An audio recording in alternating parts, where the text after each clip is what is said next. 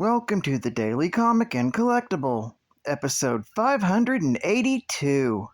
Now today, the collectible of the day is the Hasbro Toys, Marvel Legends series, Spider-Man line, Kingpin Build-A-Figure Wave, Symbiote Spider-Man action figure. This Marvel Legends series figure of the 1/12 scale Spider-Man is in the alien symbiote suit and inspired directly from the Marvel Comics design. Spider-Man contains premium detailing and intricate hand-painted deco to help the symbiotic suit really pop. The alien symbiote Venom gives Peter Parker his new black suit with special enhanced powers. This Spidey figure features the most advanced ultra articulation for the most intricate and complex posing and displaying in your Marvel collection.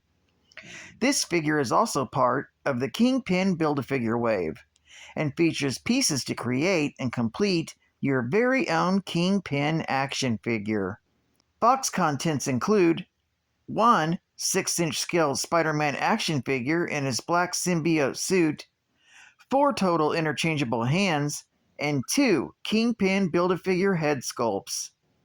Comes in a collector's friendly window display box and was released in 2018 by Hasbro Toys.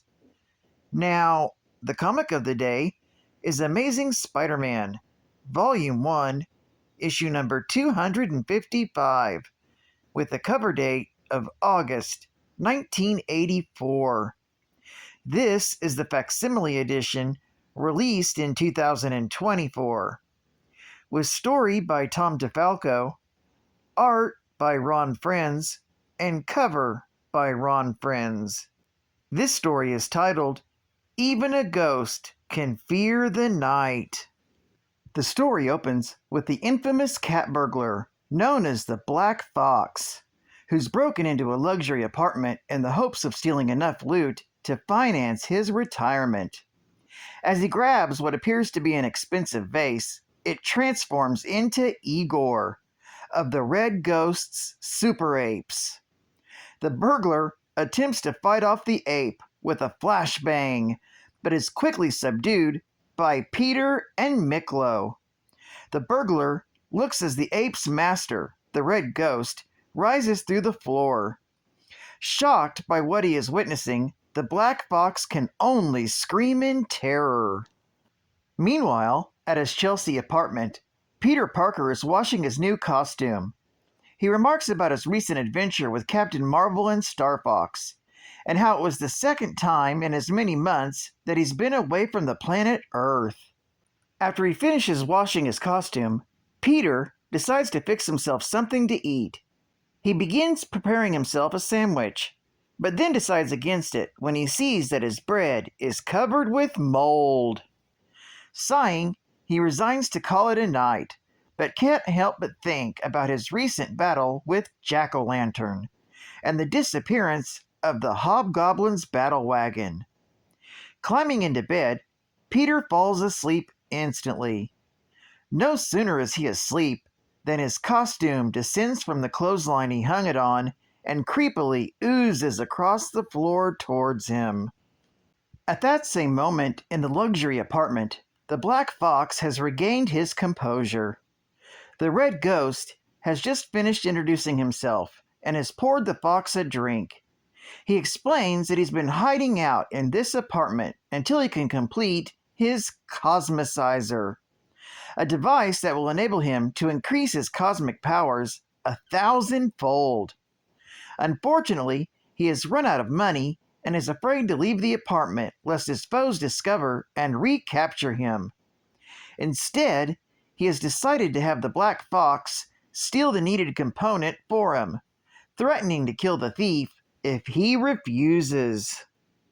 The following morning, Peter Parker is rudely awakened by his landlady, Mrs. Muggins, who tells him that he's late with his rent again. He realizes that it's 7 p.m. in the evening, and he had just slept the entire day away. He assures her that he will be getting a big payment from the Daily Bugle shortly, and will get the money to her as soon as possible. Since it's too late to make a visit, Peter decides to try and call his Aunt May to smooth things over. However, Nathan Levinsky answers the phone and scolds Peter for having the nerve to call. Before he can explain why he was late to dinner the night before, Nathan hangs up. With nothing else to do, Peter decides to go out web-slinging to try and clear his head. As he swings across the city, Peter notices how exhausted he is and wonders why, since he slept most of the day. He also wonders what the Black Cat's been up to, as he hasn't seen her since their recent battle against the Blob. He also feels bad that he's been getting her to take pictures for him to sell to the Bugle, especially since he's being praised for her superior camera work. After limbering on, Spider-Man decides to continue his search for the Hobgoblin's battle van.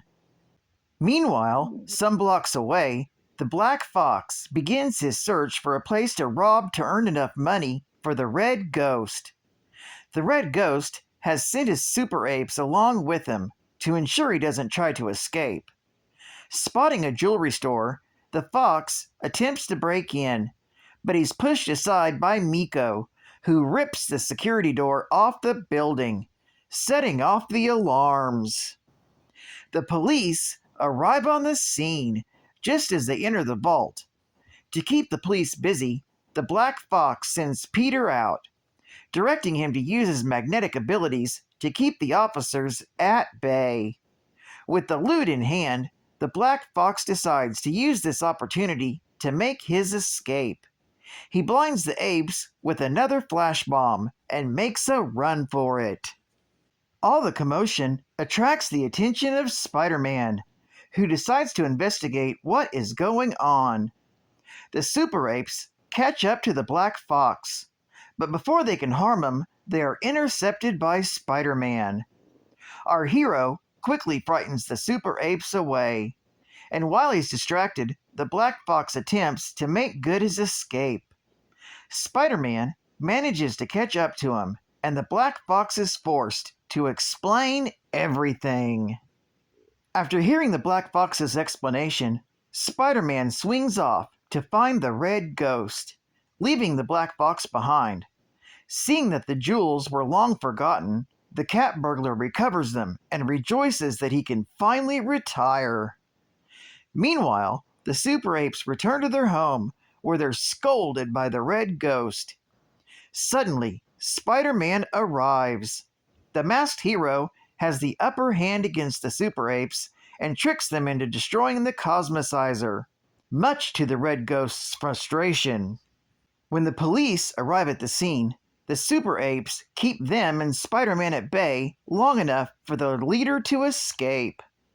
With the battle over, Spider-Man laments over the Red Ghost's escape, wondering what else could possibly go wrong.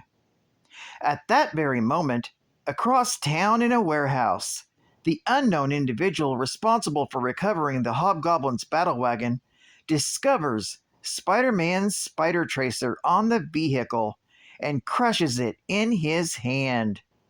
As the issue ends, he vows that when they next meet, he will destroy the cursed wallcrawler once and for all. This story is continued in The Amazing Spider-Man, issue number 256. Geek Fact: this issue is considered a key issue, being the first appearance of the Black Fox. The Black Fox is an audacious jewel thief who has had a long criminal career in the United States and in Europe. His crimes have brought him repeatedly into conflict with the superhero Spider-Man. He also trained with Walter and Felicia Hardy, the Black Cat. He tried to escape Spider-Man by moving to Los Angeles, where he occupied the mansion of a rich couple while they were on vacation in Switzerland. Unfortunately, Peter Parker was in Los Angeles at the same time for a book signing event and defeated him again, although he showed mercy and let the Black Fox avoid prison.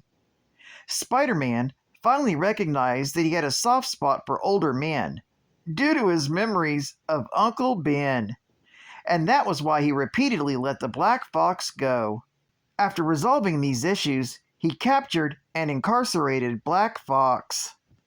Bonus geek fact: the super apes is a general term given to the name of the primates used by the Russian scientist and criminal Ivan Krakow, also known as the Red Ghost. The original apes that became the first incarnation of Ivan Krakow's super apes included the gorilla, Miklo, the orangutan, Peter, and Igor, the baboon. These apes were trained to be obedient and follow the verbal commands of Krakow. When Ivan sought to replicate the accident that gave the Fantastic Four their powers, he brought the apes along with him aboard his ship. As per his specifications, they were bombarded with even more cosmic rays than the Fantastic Four, and were endowed with enhanced abilities. Miklo gained super strength, Peter the power over magnetism, and Igor gained shape-shifting abilities.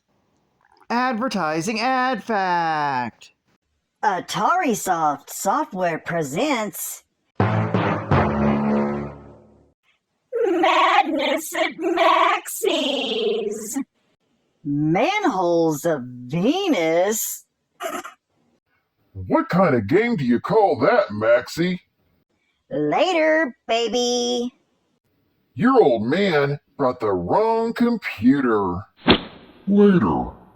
We have Atari Soft. All the hits your computer is missing. The next day. Pac-Man! Centipede!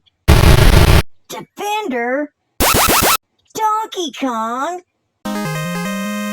This is more like it, Maxie. I could even get this stuff for my dad's computer.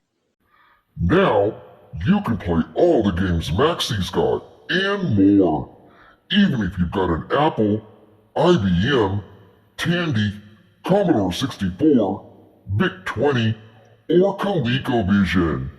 And we've got titles for Intellivision too. Just ask your local dealer for Atari Soft arcade hits. Game over. And final geek fact. Not much is known about the past life of Ivan Krakow. He was a Russian scientist with a strong loyalty to the USSR during the Cold War era. He had become involved with some Department X, the agency that was responsible for creating the Winter Soldier. Ivan studied the effects of cosmic rays on the human body, based on research that was conducted on the Fantastic Four, a team of American adventurers who were mutated by cosmic rays during a space flight. Krakow not only sought to replicate the conditions that gave the Fantastic Four their powers, but to also increase these abilities. Building a ceramic ship that would expose the crew to even more potent surge of cosmic rays, Ivan prepared a flight to the moon with 3 trained apes: Peter, the orangutan, Miklo, the gorilla, and Igor, the baboon. Passing through a cosmic ray belt, Ivan and his crew were mutated by the rays, and upon a landing on the moon, he discovered that they were given fantastic powers. And Ivan himself gained the ability to become intangible at will, and decided to name himself the Red Ghost. Well, I'd like to thank you for joining me for another Daily Comic and Collectible, and I hope to see you again Thursday. This is Catfan Comics Man, and I'll catch you on the flip. Over and out.